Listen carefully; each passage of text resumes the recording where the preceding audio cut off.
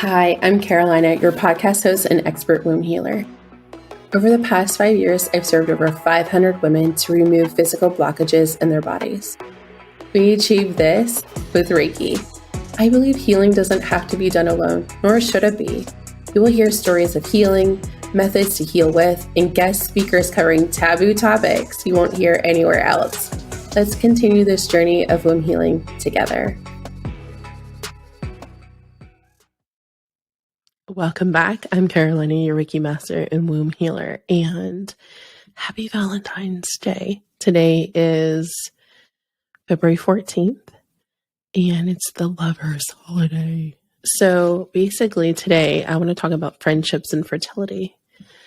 Today is a very bittersweet day for me. In 2010, I lost a dear friend, one of my childhood best friends.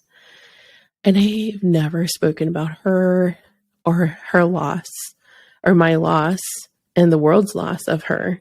Her name was Crystal Joy Spinella. And when I was growing up, I was the poor kid. When I was growing up, we lived in a trailer, single mom, food stamps. Oftentimes, a lot of my memories were going to the food bank. So I was not the popular kid. I always had the hand-me-down clothes or the clothes from Goodwill. So not all the clothes were looking that great. And I wasn't exactly socially popular, or I was very awkward at times. But through all those years, from Girl Scouts at age 5, all the way through high school, I had one friend, and her name was Crystal Spinella. And she died of cystic fibrosis. And I want to dedicate this episode to her because she is the kind of friend that I hope everyone has in their life, but I don't think they do. Because if there was more Crystal Spinellas in the world, it would be a better, brighter place, that is for sure. She had a lot of, just like her middle name, a lot of joy. She had a lot of zest, and she was larger than life. She was a very petite person, and she went on to have 2 double lung transplants, and eventually she passed away in 2010. And she lived much longer than the doctors ever thought that she would, and she brought more joy into the world than any person I've ever known. Her light is greatly missed. And the way that she loved me, and the way that she cherished me, and the way the mutual bond in our friendship. I have had great friendships since, but not one like it ever again. And her friendship is what I wish every woman to know. What it's like to be loved by another woman, by another soul that is a friend, that is cherished, and everything about you is just right. And Crystal made everything better for me. When everything was sour and depending, no matter when I went to live with my dad when I was 16, or I was heartbroken over a boy, she made everything okay. It was just a phone call and everything was better. Our sleepovers in high school, which were amazing, and just so many laughs. Our lunches, our high school and junior high lunches. And then when I would miss her because she would be in and out of the hospital. A true friend is like her. A true friend sees you, all of you, whether it's good or bad, and is going to be in there for the long haul. And if you're lucky to have one of those friends, make sure you're letting them know how much they mean to you. But especially with friends, when we're going through fertility, the fact is that you're probably going to lose some friends on your fertility journey. I used to think it was just when you get married, you lose some friends, because I lost some friends when I got married. I think it's when you get really happy or when things get really hard, you shed people. When you make decisions and you grow and you expand and become more powerful, you shed some more people. So it's not just one life season or one life phase that you're going to lose friends. But friendships and fertility, they look different. And I know that if Krista was alive when I was trying to conceive, she would have been the one running to go get the pregnancy test at the store. And I was in a state where I didn't know many people and nobody knew what we were trying to conceive. But if she had been around, she would have known that we were trying to conceive. If she was alive, she would have been on the plane here, offering to hold a leg when I was in labor with Ollie. She would have done all of the things. And when I was feeling alone, all those years when I moved here and didn't have family or had not found my husband yet, and even then, marriage is hard at times, she would have been there. And sometimes I forget to connect with her on the other side. And so I share her story, not for you to feel sad for me or even to feel sad for our story. I want you to know that friendships can change. And unfortunately, ours ended because she passed. But also, friendships may end because they're not a good fit anymore. And it's okay to leave them behind. It's okay to bid them farewell. It's okay to get angry if they were a shitty friend. They tried to exploit you, try to use you, or even if they make a Fire Friday post and they write shitty things about you in their business. It's okay to leave them behind. It's okay to make new friends, make a new community, make a new village with people who are going to love on you and support you in ways that maybe the old people could not. Maybe those people don't know how to love the you that you are now because loss, pain, trauma changes you. Perhaps now your new standard is different than when they entered their friendship with you. Perhaps you've expanded and become more powerful. Maybe you've established boundaries and you no longer are so easily accessible all the time, and those people cannot get control of you the way that they had benefited before. So now that you're stronger, or you're standing in your power, and you're calling the shots in your fertility, and you're embracing and being empowered and supported, whether it's with a fertility plan or your healing girlfriend, if that is the case, some people are going to need to be banished, eliminated, set boundaries with, whatever it may be. You might be shedding people. It might be your friendship detox time. And I say that that's okay because I'm seeing a trend of it.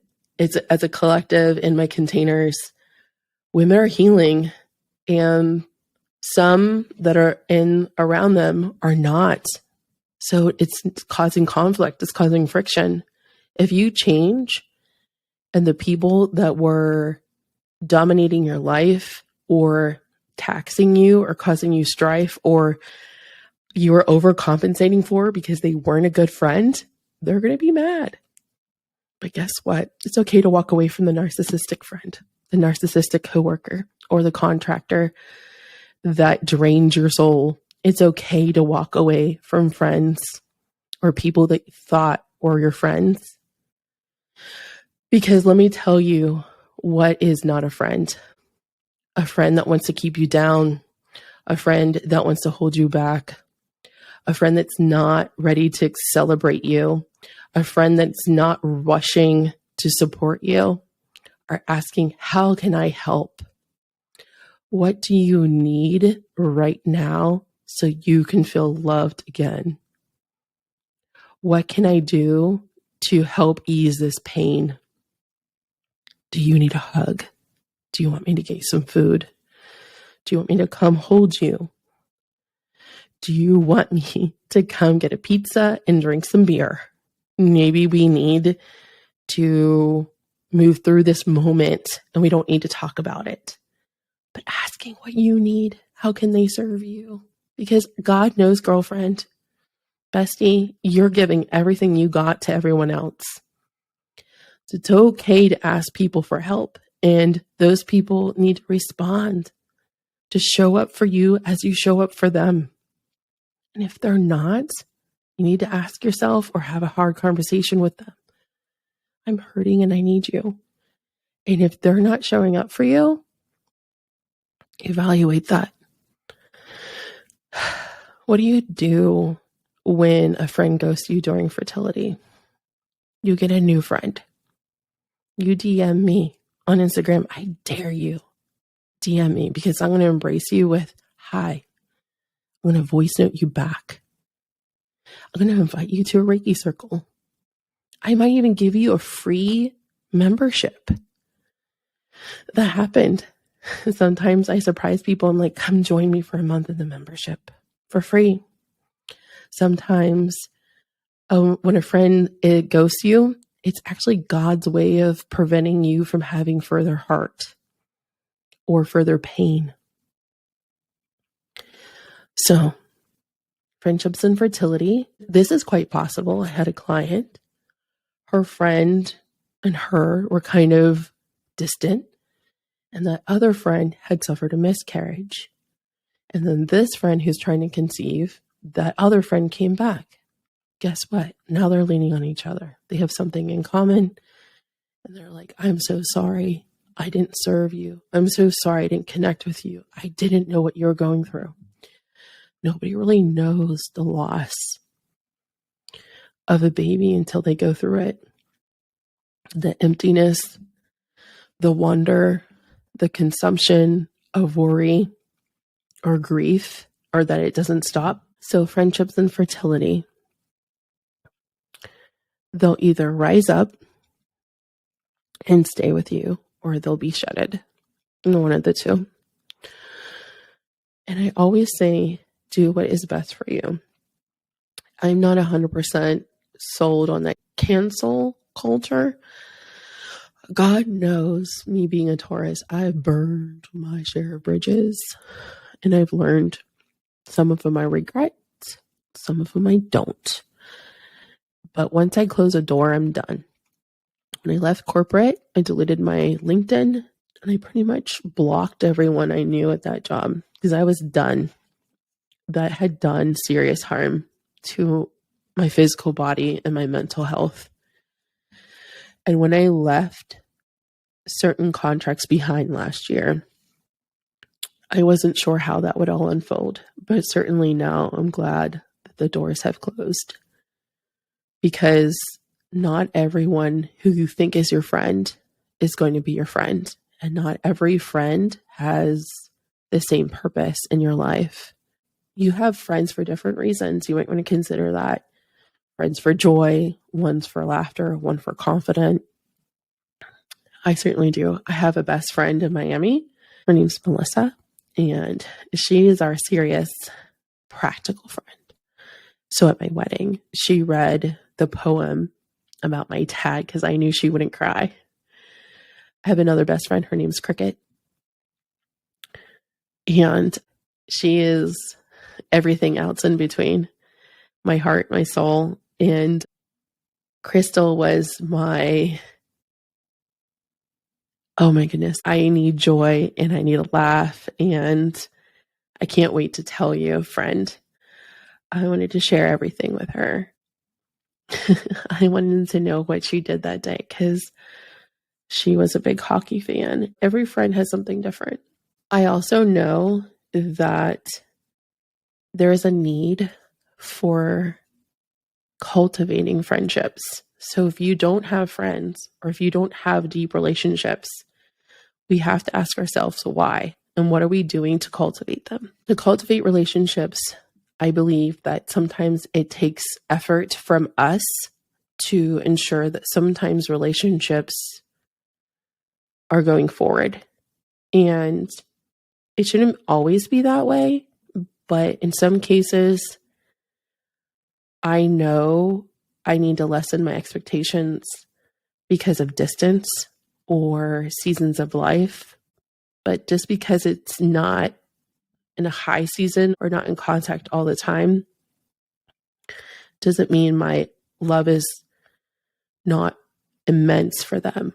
Or if I needed help, I couldn't call on them. So I think knowing your friendships, knowing the expectations you have for each other, having hard conversations, sharing how you feel in your friendships makes them deeper. I don't do well with shallow relationships. So the relationships that I do have that are close in my circle are deep. They are the people I would move mountains for. And not all of them are geographically close to me. The ones I do have in my Omaha city, there's probably five that I just immensely love and would, at a drop of a hat, if they needed me, their children needed me, I would be there. The rest are throughout the country, and I have probably 4 more, and that's it. And I think that's actually quite big when you're almost 40 to have 9 people that you would move mountains for. I'm incredibly blessed. And one certainly great one in heaven. So I know that this episode is really different, but it was heavy on my heart. And I think on Valentine's Day, you should send a text message to your best friend in fertility or your best friend who's supporting you in your fertility, and just let them know that you're thinking of them. Because I think we can't say I love you enough, and we don't always get tomorrow. And I don't celebrate Valentine's Day anymore on Valentine's Day. I will go do it on another day, but on Valentine's Day, I always light a candle for my friend and I rest and I think of her and I remember her. And most of all, I remember her laugh, because her laugh, it echoes in my heart and my mind. And friendships are not always easy, but the ones that you know in your soul are worthwhile, keep them close to your heart. So just to recap, friendships and fertility can be tricky. Some are going to stay and grow with you, and some can be shedded. It's okay to walk away from the narcissist. It's okay to walk away from the ones that are not filling your cup. It's okay to have the hard conversations and evolve with them too. It's okay to let people go. And it's okay for you to release the guilt. Not everyone is going to be your best friend forever. It's okay to fix your crown. And it's okay for you also to, scrap everything and join a community. There are clients I've had when they were trying to conceive, they lost every single friend, and because they didn't know how to cope. The people didn't know how to relate to her. They didn't know how to relate to her miscarriages. She lost all of her friends. She joined our membership and she gained so many new best friends in this community, women who understood her, that were like-minded, and she never looked back. And now she has her Reiki baby, and then these are her best friends. So it's okay to start over sometimes. And if you need someone, send me an Instagram message. I will voice note you back. You deserve friends in your fertility. And sometimes you might find them online. And sometimes you might find them on TikTok.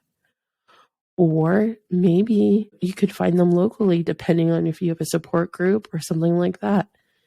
But let me tell you, we have friends all over the world in our containers. We'll find you a new bestie for the resties. And if not, then I will be your bestie in your fertility. Until next week, my friend, I hope you know that I'm sending you all of my love, all of your Reiki. And I am so grateful to have shared this time with you. Happy Valentine's Day. It was an honor to connect and serve you this week. If you are a spiritually curious person wanting to conceive and heal blockages in your fertility, click the link in the episode description to learn more about the Fertility Foundation Collective. Until next time, my friend, know you are loved.